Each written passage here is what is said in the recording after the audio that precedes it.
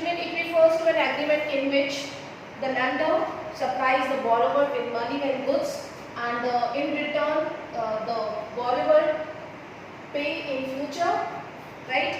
And there are two sectors of credit that we have gone through. That first one was the formal sector of credit, and second is informal sector of credit. Right? So what is the difference between formal sector and informal sector? जैसे कि नाम से ही पता है, formal sector means it includes banks and cooperatives, cooperative banks. Fine. It has certain yes, yes, children. Cooperative. Children, cooperative means here it is a union of the workers, or the where all the assets, means all the things are owned by the members.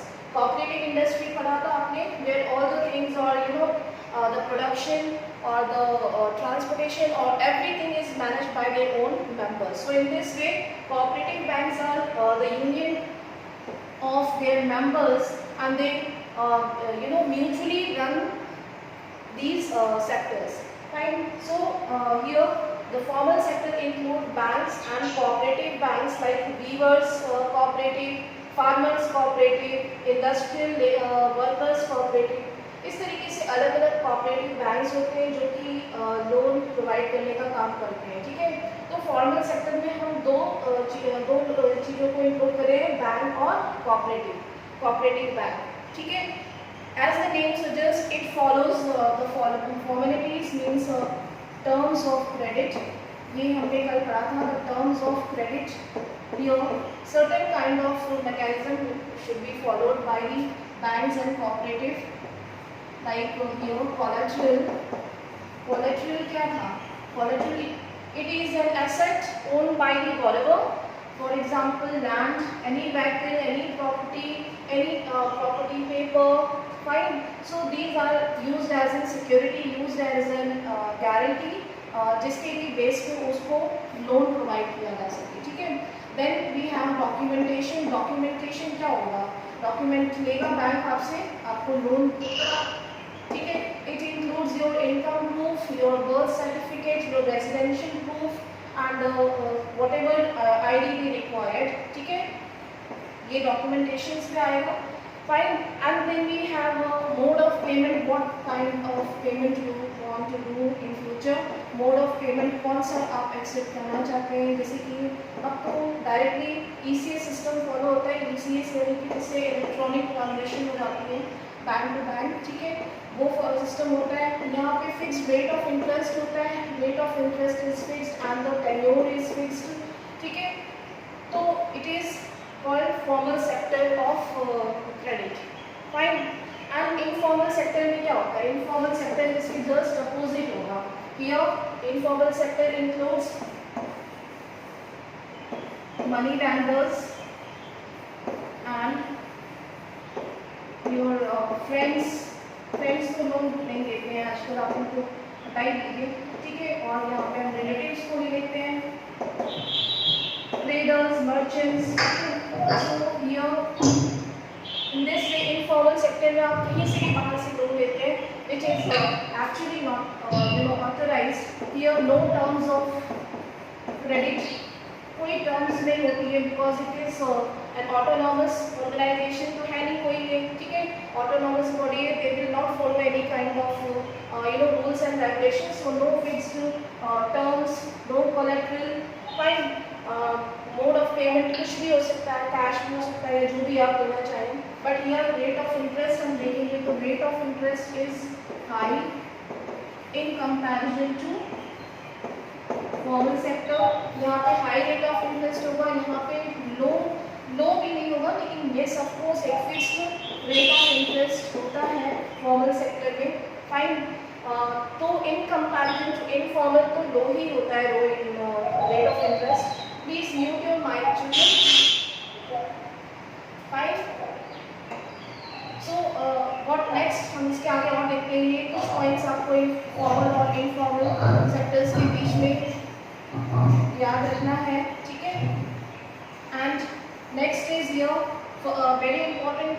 is that in formal sector these activities of loan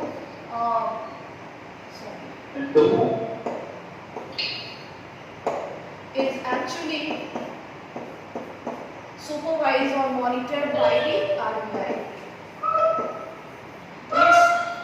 So RBI actually monitors the activities, the credit activities or loan activities of the bank और cooperative banks, क्योंकि ये formal sector है तो obviously RBI उनकी functioning पे उनके जो भी उनके जैसे बैलेंस रखना होता है, bank keeps the balance of amount 15% as deposit, ठीक है, so that the depositor can come at any point of time to withdraw their money, so that amount should be maintained by each and every central bank, ठीक है, and then also they should provide the loans, जैसे कि loans हैं, the loan should provide to small households को loan provide करना चाहिए, and they should provide the loans to the farmers, ठीक है, means the bank looks after that the bank is not giving loan for the profit making only, right? They should provide the loan to help or to to improve the condition of small household farmers or small businessmen, or to fulfill their requirements to improve their condition. ऐसा नहीं होना चाहिए। RBI govern करता है, देखता है कि जो बैंक्स हैं, कोऑपरेटिव बैंक्स हैं, वो किसी तरीके का जो लोन लेने वाले जो बॉरोवर्स हैं उनका एक्सप्लॉयटेशन या फिर उनको किसी तरीके से हम ट्रैप ना कर सके, ठीक है। तो ये सारी चीज़ें जो है वो आरबीआई गवर्न करता है इनफॉर्मल सेक्टर ऑफ क्रेडिट में। क्लियर है इतना? ठीक है। Here the repayment is fixed, repayment जो है वो फिक्स होती है यहाँ पे, यानी कि आप रीपेड करिए इक्वल ईएमआईज, ठीक है, फिक्स्ड टर्म होता है, फिक्स्ड इक्वल पेमेंट्स में डिवाइड हो जाता है, and in this way it will be easy to repay. Generally जो पेमेंट होती है वो डिवाइड हो जाती है, जैसे कि किसी भी तरीके का कोई बर्डन बॉरोवर के ऊपर ना हो, ठीक है। These are some important points. Then another important thing in this topic is that here in formal sector generally जो अर्बन एरियाज हैं, अर्बन एरियाज में जो प्रिफर करते हैं एजुकेटेड लोग, एजुकेटेड और जिनके पास एसेट्स हैं, डॉक्यूमेंट्स हैं, ठीक है, जो प्रॉपर डॉक्यूमेंट्स प्रोवाइड कर सकते हैं, ऐसे लोग प्रिफर करते हैं फॉर्मल सेक्टर से क्रेडिट फैसिलिटीज़ लेने के लिए, ठीक है। जो भी अर्बन एरियाज में जैसे एजुकेटेड या जॉब्स या सर्विस करने वाले लोग हैं जिनके पास एसेट्स होते हैं या डॉक्यूमेंटेशन होता है या कोलैटरल होते हैं, they will prefer to go and take the loan facilities from the formal sector. And in informal sector generally क्या होता है, हाई रेट ऑफ इंटरेस्ट मिल रहा है, लो टर्म्स ऑफ कंडीशन होती है, आप मनी लेंडर से या फिर ट्रेडर से आप क्रेडिट ले रहे हैं तो obviously high rate of interest पे वो देगा आपको, आपके पास कोई और ऑल्टरनेट ऑप्शन नहीं है। जनरली जो रूरल एरिया है, रूरल एरिया में जो लोग रहते हैं वो प्रेफर करते हैं इनफॉर्मल सेक्टर से क्रेडिट लेने के लिए, ठीक है। सो हियर जैसे यहाँ पे फॉर्मल सेक्टर में it is govern by the RBI, similarly in formal sector no private organization और no any other organization is supervising the informal sector, ठीक है। कोई भी प्राइवेट फर्म या फिर कोई भी ऑर्गेनाइजेशन जो है वो इनफॉर्मल सेक्टर ऑफ क्रेडिट की फंक्शनिंग को गवर्न या लुक आफ्टर नहीं करता। दैट इज वाई ये एक ऑटोनॉमस हम कह सकते हैं क्रेडिट फैसिलिटी है, और यहाँ पे इसीलिए वो हाई रेट ऑफ इंटरेस्ट लेते हैं क्योंकि उनको कोई गवर्न नहीं कर रहा, वो बिल्कुल फ्री है अपने रूल्स बनाने के लिए, ठीक है। Then we have another thing here, generally जो रूरल एरियाज में है लोग, rural areas is preferring to take the credit facilities from the informal sector. Why? अब यहाँ पे क्वेश्चन आता है कि क्यों वो लोग इनफॉर्मल सेक्टर के पास से लोन ले रहे हैं जबकि हमारे पास फॉर्मल सेक्टर है, government is providing them the credit facilities even in the rural areas. Rural areas में भी क्रेडिट फैसिलिटीज गवर्नमेंट प्रोवाइड करती है, तो why they are taking the loan from the informal sector. और इतना हाई रेट ऑफ इंटरेस्ट दे रहे हैं, उनका एक्सप्लॉयटेशन भी हो रहा है, ठीक है, और एक तरीके से अल्टीमेटली वो ट्रैप कंडीशन में चले जाते हैं। Fine, so here question comes why the rural area और rural people are moving towards the informal sector of credit facility. So here children, the answer should be due to the lack of awareness and lack of collateral, क्योंकि उनके पास collateral नहीं है। First reason should be due to the absence of collateral, due to the absence of the documents. Fine, उनके पास किसी तरीके का कोई documents या कोलेट्रल नहीं है, कोई एसेट नहीं है जिसको कि वो दिखा सकते हैं, जबकि फॉर्मल सेक्टर में आपको डॉक्यूमेंट्स देने की ज़रूरत है, आपको प्रॉपर रेजिडेंशियल प्रूफ और बहुत सारी फॉर्मेलिटीज़ देनी होती है, जबकि इनफॉर्मल सेक्टर में जो लोग रूरल एरिया में जो लोग हैं प्रेफर करते हैं मनी लैंडर या अपने रिलेटिव या फिर ट्रेडर से लोन लेने के लिए, वो इसीलिए क्योंकि उनके पास किसी तरीके की कोलेट्रल नहीं है, कोई एसेट नहीं है, ठीक है। हो सकता है कि ऐसे लोग लैंडलेस लेबरर्स हो या वर्कर्स हो, फाइन, वो किसी और की लैंड पे एग्रीकल्चर कर रहे हैं या फिर वो अपना खुद का बिजनेस स्टार्ट करना चाहते हैं, तो due to the lack of assets और we can see any kind of documents, they are moving towards the informal sector of credit. Fine, इतना क्लियर है, ठीक है। And here another important reason is that कि जो formal sector है जैसे कि बैंक्स और कोऑपरेटिव बैंक है, कई बार कई गांव और ऐसे विलेजेस होते हैं जहां पे कि बैंक अवेलेबल नहीं होता या बैंक लोन फैसिलिटीज नहीं प्रोवाइड कर पाता है, ठीक है, तो ये भी एक रीज़न हो सकता है यहाँ पे।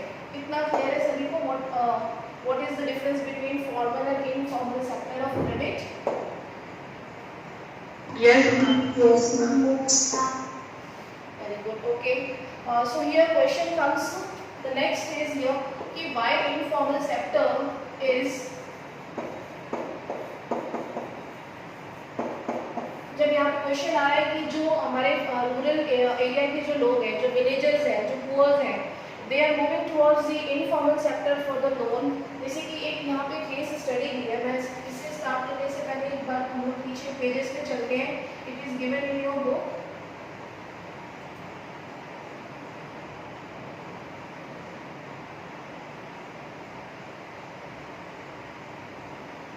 Yes, it is given here. Swapna, a small farmer, grows groundnut on her 3 acres of land. She takes a loan from the money lender.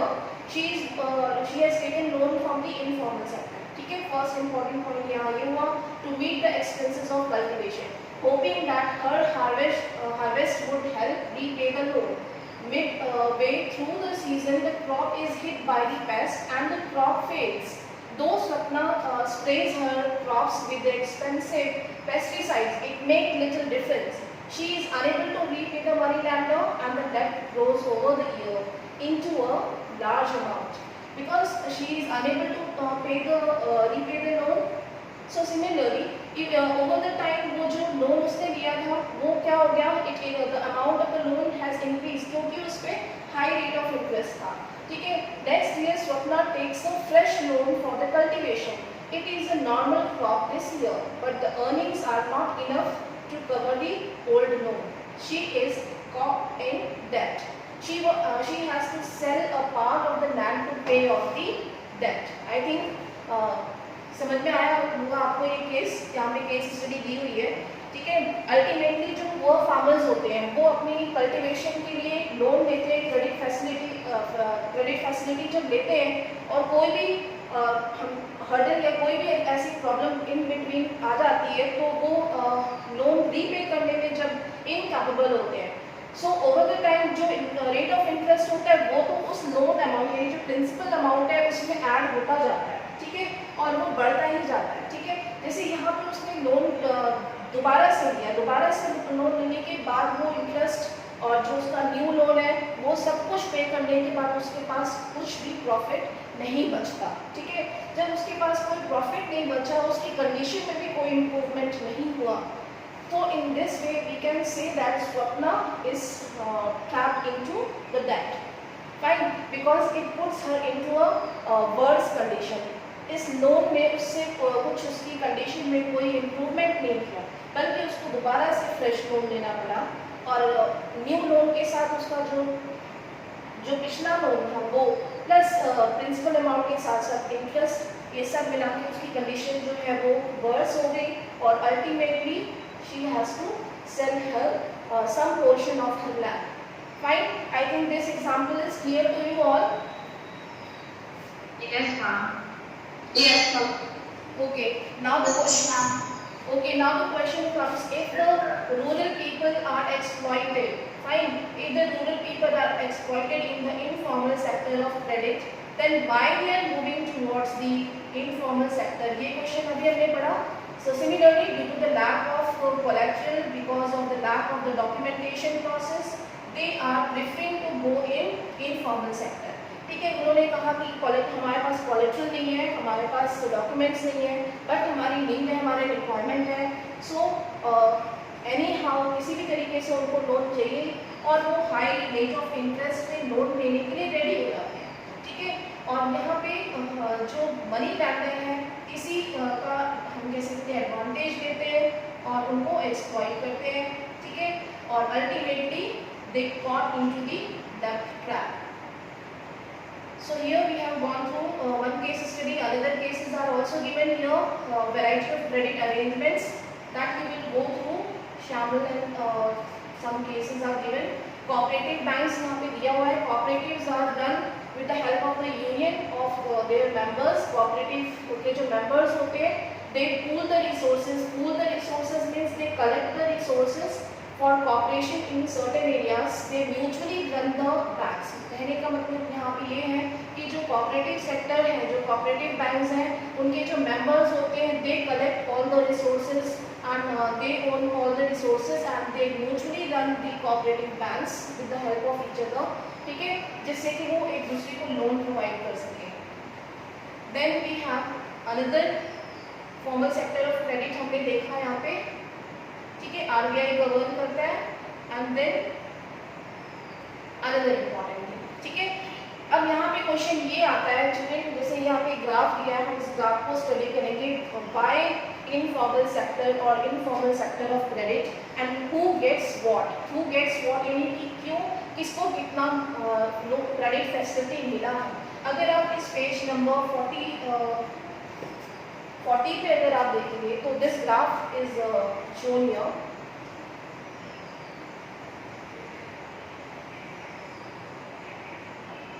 Who gets what in graph 2? We can see here. ठीक है, children, if you will see this graph, 85% in poor household.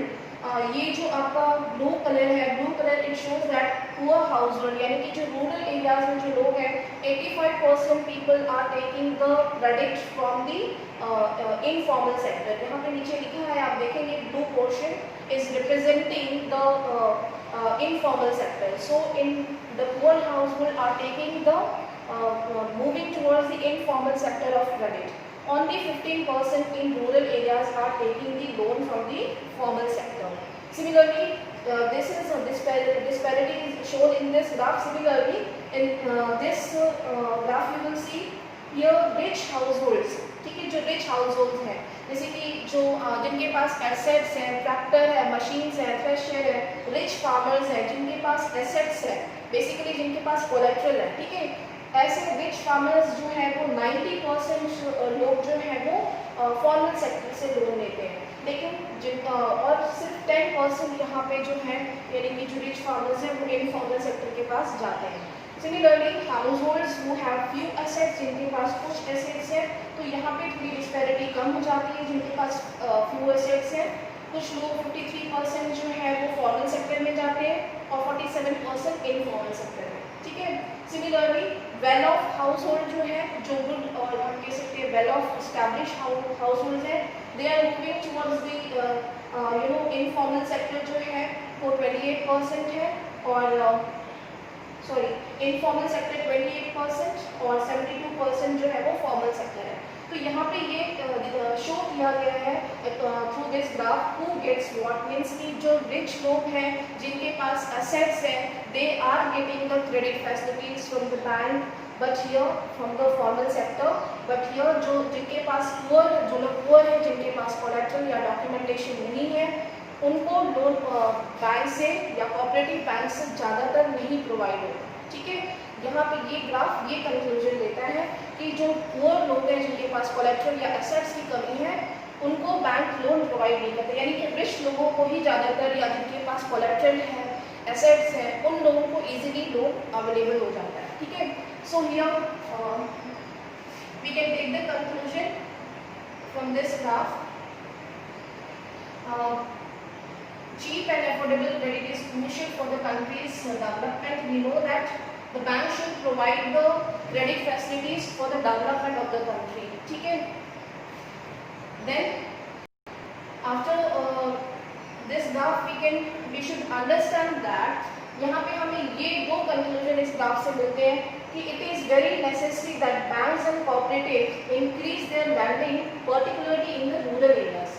कहने का मतलब यहाँ पे ये है कि जो बैंक है, they should increase, they should expand their facilities, credit facilities, especially in the rural areas, जहाँ पे कि credit facilities available अभी नहीं हुई है। ठीक है, so that dependence on informal sources of credit should reduce, यानी कि जो independent है इनफॉर्मल सेक्टर ऑफ क्रेडिट पे, डिपेंड है इनफॉर्मल सेक्टर पे, ठीक है, वो उनकी डिपेंडेंसी खत्म हो। अगर फॉर्मल सेक्टर को हम इस्टेब्लिश करेंगे तो ज़्यादा से ज़्यादा लोन उनको मिलेगा, और इनफॉर्मल सेक्टर से वो नहीं लेंगे लोन, क्योंकि वो एक अनजस्ट और अनफेयर प्रैक्टिस है। ठीक है, क्योंकि हाई रेट ऑफ इंटरेस्ट उनसे लिया जा रहा है। Then second we can see while formal sector loans need to expand, it is also necessary that everyone receive these loans. ठीक है, अंडरस्टूड है, सभी को बराबर से लोन मिलना चाहिए, सिर्फ रिच लोगों को ही लोन नहीं दिया जाना चाहिए। जैसे कि आपने सुना होगा कि माल्या और नीरव मोदी, ये सारे जो रिच बिजनेसमैन थे, उनको हज़ारों करोड़ रुपए का लोन दिया गया और फिर बाद में वो लेके भाग जाते हैं। ठीक है, ऐसा नहीं होना चाहिए। जो पुअर पीपल हैं, जो रूरल एरिया में रहते हैं, they should also avail the loan facility. Fine. So here some questions are given. What are the difference between the formal and informal sector of loan? ठीक है, credit that we will do later. Now we will move towards the debt trap.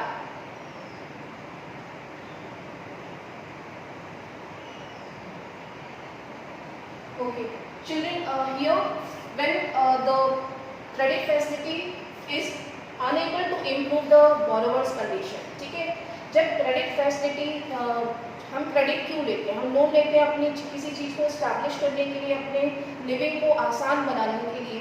ठीक है, और हमारी situation अगर सही ना हो, उसमें किसी तरीके का कोई सुधार नहीं हो, जैसे कि स्वप्ना के केस में हुआ था, she had to sell part of land to repay the loan. Credit instead of helping Swapna improve her earnings, क्या हुआ? Left her worse off. This is an example of what is commonly called debt trap. Credit in this case pushes the borrower into a situation from which recovery is very painful. आपने पहले भी पढ़ा होगा debt trap हम किसको कहते हैं? तो बैंक को ऐसा नहीं करना चाहिए कि वो किसी borrower को trap करे या exploit करे। ठीक है, they should take care that credit should be given for improve or for any kind of development. When this kind of credit facility make the conditions worse, in this pushes the borrower into a situation from which recovery is very painful. Such condition is called debt trap. ठीक है, आपने सुना होगा महाराष्ट्र में और western parts में ऐसा बहुत, हम कह सकते हैं कि प्लेटू रीजन होने की वजह से रेनफॉल पे डिपेंड करते हैं फार्मर्स, और अल्टीमेटली उनकी जब क्रॉप डिस्ट्रॉय हो जाती है तो बहुत सारे फार्मर्स जो है वो डेट ट्रैप में होने की वजह से they used to commit suicide every year. Fine, so this should not be done, and informal sector of credit is actually unjust और unfair practice. I hope this topic is clear now. Yes, ma'am. Yes, ma'am. Okay. Okay, children. Now, one important information. Yes. Yes, बेटा बोलिए। और कभी-कभी announce होता है कि जो farmers का जो लोन है वो कर दिया जाता है, माफ कर दिया जाता है। Yes, of course. ऐसा भी होता है। तो मैडम जो इनफॉर्मल सेक्टर, इनफॉर्मल बैंक होते हैं, Yes. उनसे भी लोन माफ करवाते हैं। नहीं, अब यही तो डिसएडवांटेज है इनफॉर्मल सेक्टर। क्यों आपने मनी लैंडर से लिया, ट्रेडर से लिया या किसी फ्रेंड से लिया, बहुत अच्छे फ्रेंड्स होते हैं, ठीक है, तुम आराम से दे देना बोलते हैं, लेकिन इनफॉर्मल सेक्टर में तो आपके पास कोई डॉक्यूमेंट या कोई प्रूफ ऐसा कुछ तो होता नहीं है, क्योंकि हमने एक out of the way loan लिया था, ठीक है।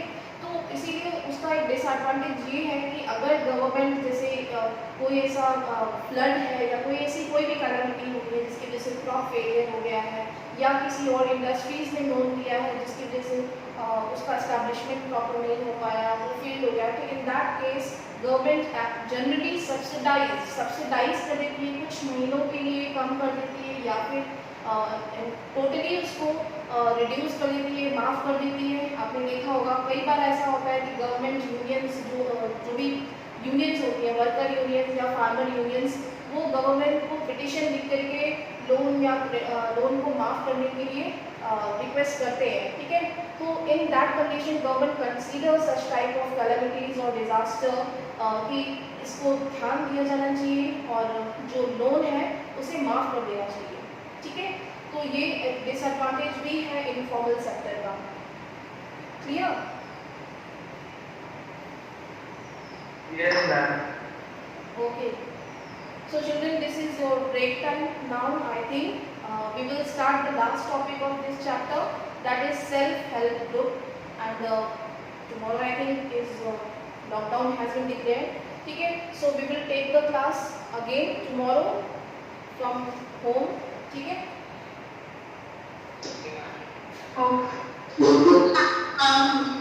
Okay. One another important information जो मैं आपको बोलना चाहती थी, children please focus on your assignment work also side by side, बिल्कुल neglect नहीं करना है। assignment work भी आप साथ साथ में करते जाइए, ठीक है। इससे आपकी learn भी होता जाएगा और आपकी practice भी होती जाएगी, writing practice, जो कि social science में जरूरी है, ठीक है। and today you have to submit your assignment, ठीक है। Friday and Saturday you have to submit your assignment. I will give you new assignment of this chapter, the homework of this chapter. Fine. So I am winding up. Okay, ma'am. Fine. Thank you, ma'am. Thank you all of you. Have a good day. Thank you, ma'am.